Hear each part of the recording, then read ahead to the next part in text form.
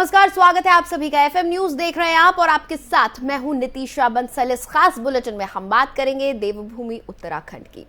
CM Pushkar Singh Dhami ने नगर निगम देहरादून की ओर से रेंजर्स कॉलेज ग्राउंड में आयोजित पौधारोपण कार्यक्रम में प्रतिभाग किया। इस दौरान उन्होंने कहा कि उत्तराखंड वासियों को बेहतर स्वास्थ्य सेवाएं मुहैया कराने के लिए प्रदेश सरकार सकारात्मक प्रयासों में जुटी है। सीएम धामी ने स्वास्थ्य सेवाओं को बेहतर बनाने के लिए प्रधानमंत्री नरेंद्र मोदी का आभार भी जताया। इसके बाद देहरादून स्मार्ट सिटी लिमिटेड द्वारा आईएसबीटी एयरपोर्ट एवं सहस्त्रधारा रोड पर संचालित 5 नई इलेक्ट्रिक बसों का फ्लैग ऑफ किया। पर्यावरण संरक्षण और आम जन के आवागमन हेतु ये बसें अपनी महत्वपूर्ण भूमिका निभाएंगी। राज्य आगे बढ़ेगा, उस दिशा में बहुत कारगर सिद्ध होंगी, जिससे सस्ती यात्रा भी लोगों की होगी, सुविधाजनक भी होगी और प्रदूषण रहित भी होगी।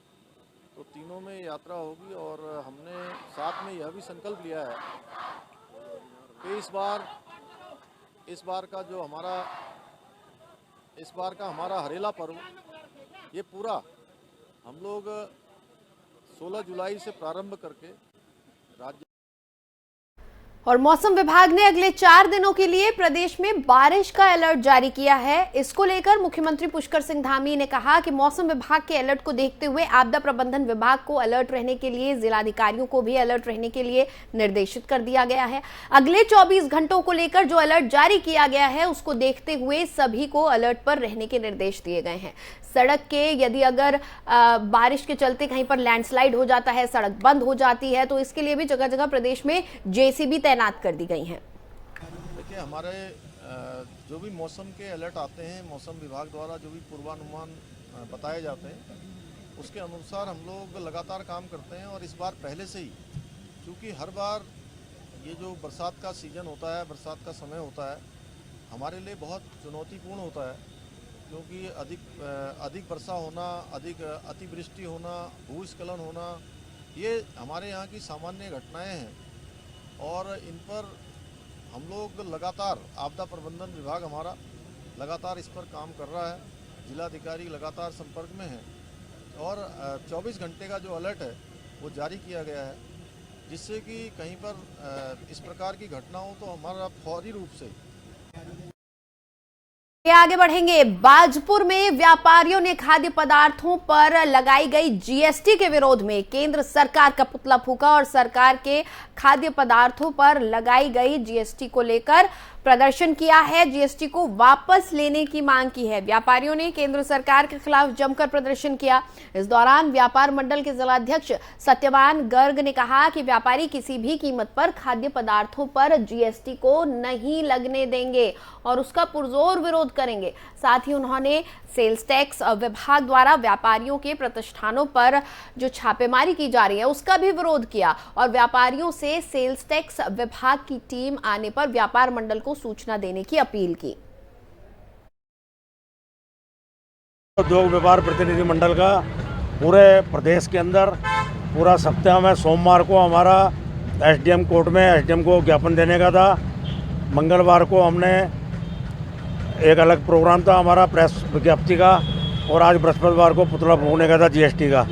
जीएसटी का विरोध पूरे देश में हो रहा है और हम जीएसटी तो छोटी चीज़ों पे लगाया गया है, गेहूँ, चावल, आटा, छोटे छोटे आइटम पे। इससे छोटे कंज्यूमर को बहुत फ़र्क पड़ेगा और बाज़ार के अंदर माल बिकना लगभग बंद हो गया है। इसलिए हमारा सारा व्यापार मंडल वाले यहाँ पर आए हुए हैं। अध्यक्ष हमारे सुल्तानपुर पट्टी के अंकुर अग्रवाल जी आए हुए हैं, लाठी जी आए हुए हैं बेरिया से और जसवंत सिंह आए हुए हैं बरैनी से। सारे व्यापारी उद्योग व्यापार प्रतिनिधि।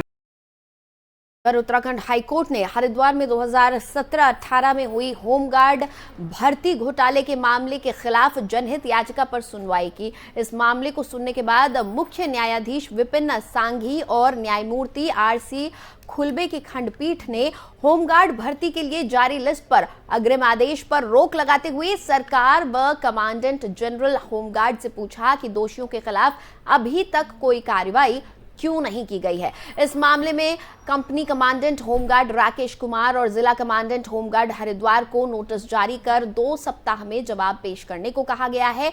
ऐसे में अब इस मामले की अगली सुनवाई 13 सितंबर को नियत की गई है।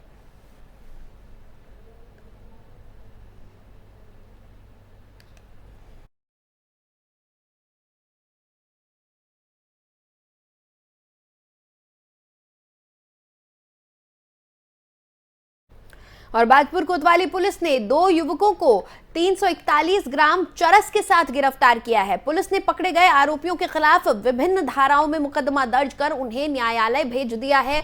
वहीं पुलिस को पकड़े गए आरोपियों के पास से एक मोटरसाइकिल भी बरामद हुई है। इस दौरान मामले का खुलासा करते हुए सीओ वंदना वर्मा ने बताया कि नशे की जो तस्करी चल रही है उस पर रोक लगाने के लिए पुलिस लगातार कार्रवाई कर रही है। इसी के चलते पुलिस को सफलता हाथ लगी है।